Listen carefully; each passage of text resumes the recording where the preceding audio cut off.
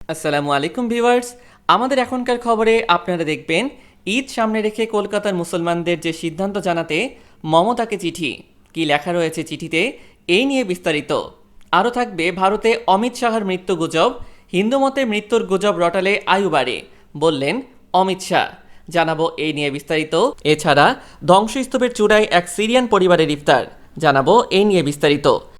এছাড়া করোনাময় ভালোবাসা, আইসোলেশন ওয়ার্ডে নিষেধ না মেনে প্রেম, বের হয়ে বিয়ে, থাকবে এই নিয়ে বিস্তারিত। আরও থাকবে রোজা রাখছেন সানা খান, কোরআন পাঠ আর গরিবদের খাবার দিয়ে কাটে দিন, এই নিয়ে বিস্তারিত। এছাড়া অবশেষে ধরা খেলেন চীনের বাদশা, থাকবে এই নিয়ে বিস্তারিত। করোনাকে ঘিরে মুসলিম বিরোধী হামলা হয়েছে বললেন জাতিসংঘ মহাসচিব। দর্শক, শিরোনামে উল্লেখিত খবরের বিস্তারিত দেখতে না টেনে শেষ পর্যন্ত আমাদের সাথেই থাকুন। মহামারী করোনা ভাইরাসের কারণে সৃষ্ট লকডাউনের মধ্যেই বিশ্বজুড়ে চলছে মুসলমানদের পবিত্র রোজা পালন। ব্যতিক্রম নয় ভারতের পশ্চিমবঙ্গ, সেখানেও লকডাউনের মধ্যেই রোজা করছেন মুসলিমরা।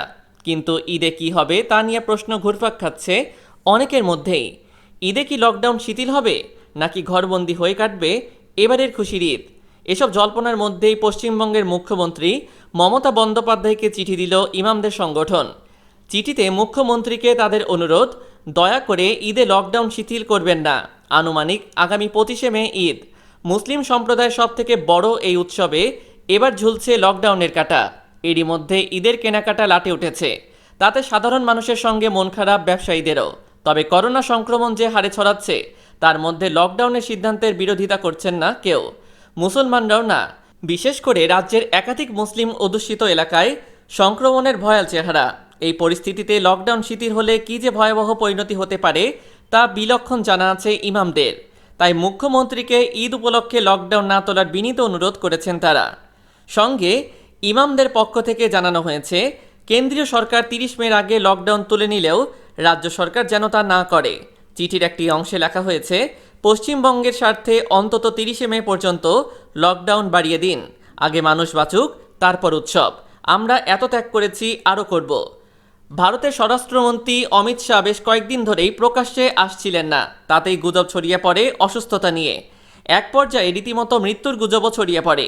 তবে শনিবার একটি টুইট করে নিজের শুভানুধ্যায়ীদের উদ্দেশ্যে অমিত শাহ জানিয়েছেন তিনি সম্পূর্ণ সুস্থ, অসুস্থতার খবর ভুয়া। সংবাদ প্রতিদিন জানায় সামাজিক যোগাযোগ মাধ্যমে স্বরাষ্ট্রমন্ত্রীকে নিয়ে গুজব ছড়িয়েছিল, কিন্তু সব জল্পনা উড়িয়ে দিয়ে নিজের সুস্থতার কথা জানিয়ে দিলেন তিনি।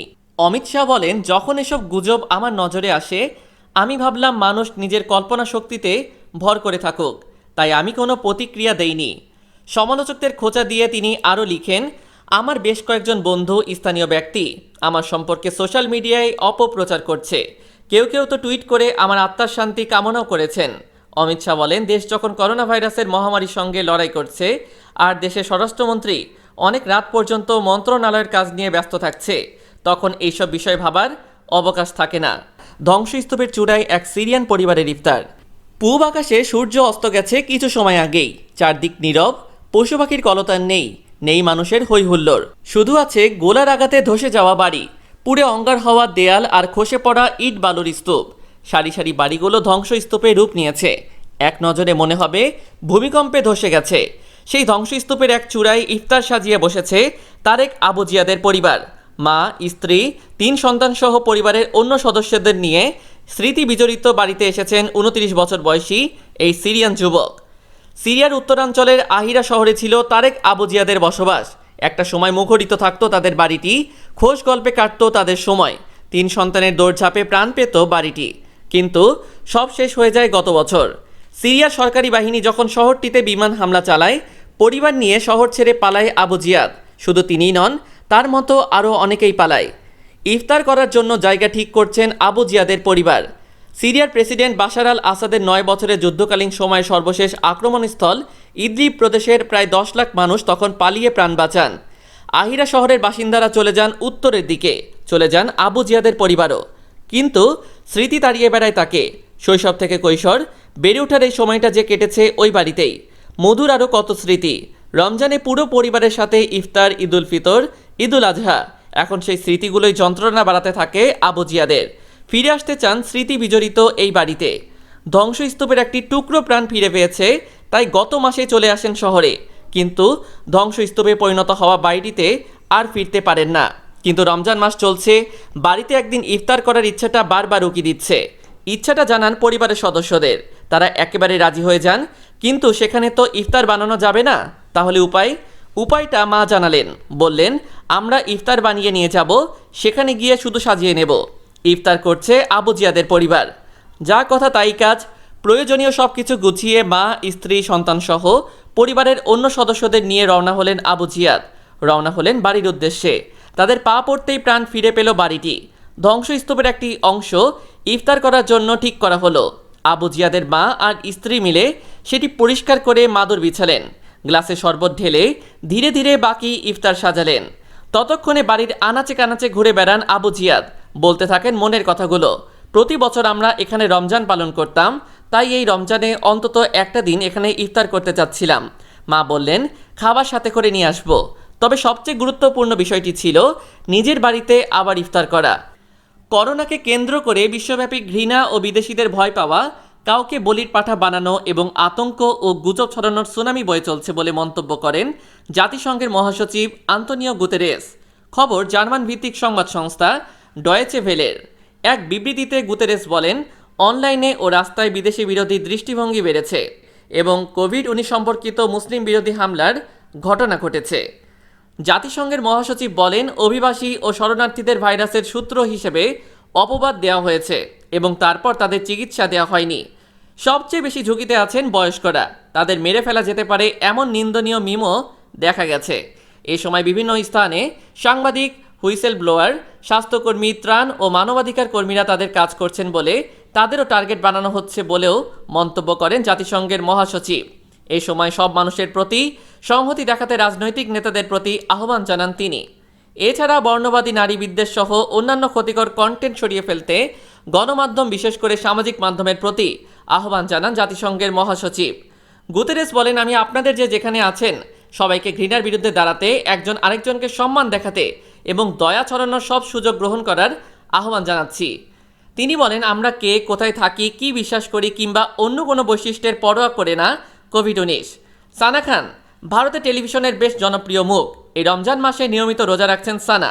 প্রতিদিন কোরআন পড়ছেন। ইফতার সাহরির পর দুস্থ গরিব মানুষের কাছে খাবার পৌঁছে দেওয়াই এখন মূল কাজ অভিনেত্রীর। আর একথা নিজেই সোশ্যাল মিডিয়ার মাধ্যমে জানিয়েছেন সানা খান। নিজের সোশ্যাল মিডিয়া হ্যান্ডেলে একটি ভিডিও পোস্ট করেছেন সানা, যেখানে তিনি জানিয়েছেন প্রায় 400 থেকে 500 জন মানুষের কাছে রেশন পৌঁছে দেওয়ার পাশাপাশি প্রতিদিনের খাবার পৌঁছে দিচ্ছেন। সানার কথায়, এমন অনেক মানুষ রয়েছেন যাদের আমাদেরকে প্রয়োজন, তাই যতটা সম্ভব আমি করব। তাদের জানা দরকার তারা একা নয়, আল্লাহ আমাদের দিয়েছেন যাতে আমরা মানুষের প্রয়োজনে সাহায্য করতে পারি, যাতে কোনো প্রয়োজনে কেউ তার সঙ্গে যোগাযোগ করতে পারেন। সেই জন্য সোশ্যাল মিডিয়ায় একটি ফোন নম্বরও দিয়েছেন সানা।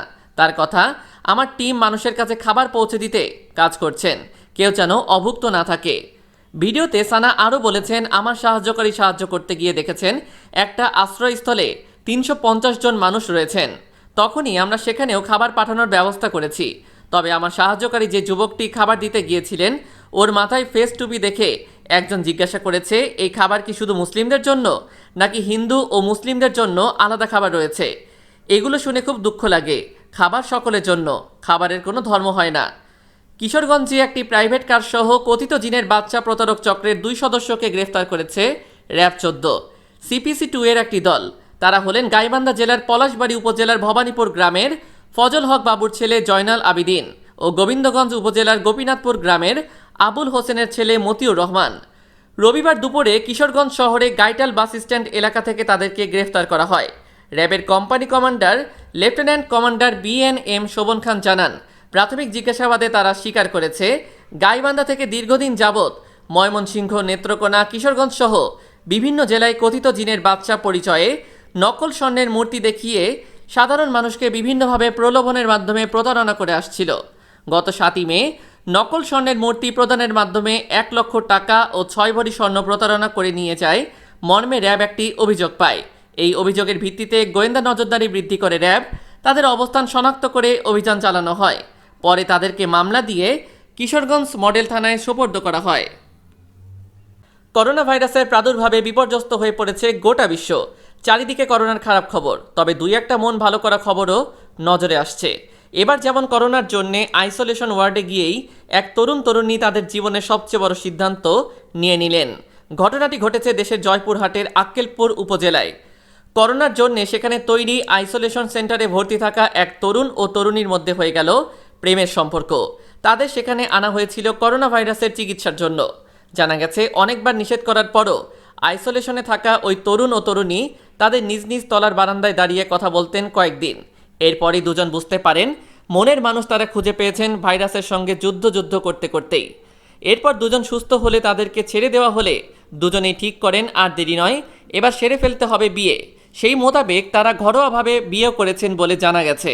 জীবনযুদ্ধে গিয়ে জীবনের সবচেয়ে বড় সিদ্ধান্তটা নিতে পারার জন্যে খুশি দুজনেই।